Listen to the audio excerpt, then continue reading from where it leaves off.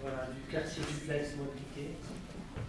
Madame Guylaine Fonladosa, conseillère de Paris, adjointe au maire, chargée de la culture et du patrimoine. Je remercie nos partenaires, je remercie les journaux officiels, représentés par M. Jean-Claude Pignier, ainsi que parmi nous.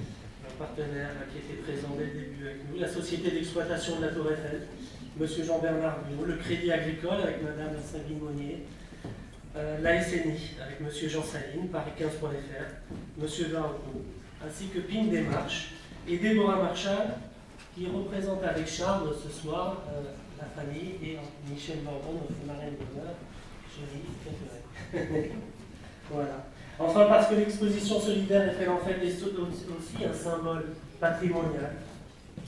Nous avons la fierté et le privilège d'accueillir les descendants de la famille Eiffel, qui représentent avec l'association des amis de Gustave Eiffel la mémoire et les valeurs de leurs ancêtres, ainsi que celles tracées de notre tour Eiffel. Philippe, peut-être vous dire un mot. On va en parler. Bien, je voudrais simplement.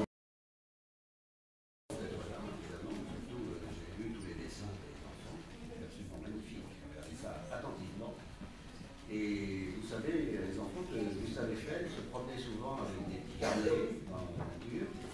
Nous en avons un encore, qu'on a gardé dans la famille. Et il dessinait souvent un pont ou un paysage. Et il aimait dessiner, comme vous, imaginer un passage, parce qu'il a fait beaucoup de ponts. Il a construit plus de 1000 ouvrages dans le monde. Donc, très souvent, il sortait son petit carnet de sa poche. Et il faisait un petit dessin. On en a quelques-uns. Alors il a fait un peu ce que vous avez fait.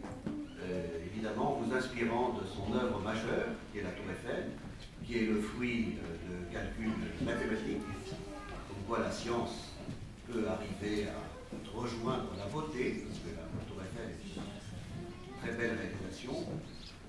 Et je ne dirai pas plus, je dirais simplement que je m'associe évidemment avec beaucoup de plaisir à ce que fait M. Philippe Sibelski, Monsieur le maire également, tous les adjoints, et Mme Marchal, je suis ravi de faire votre connaissance.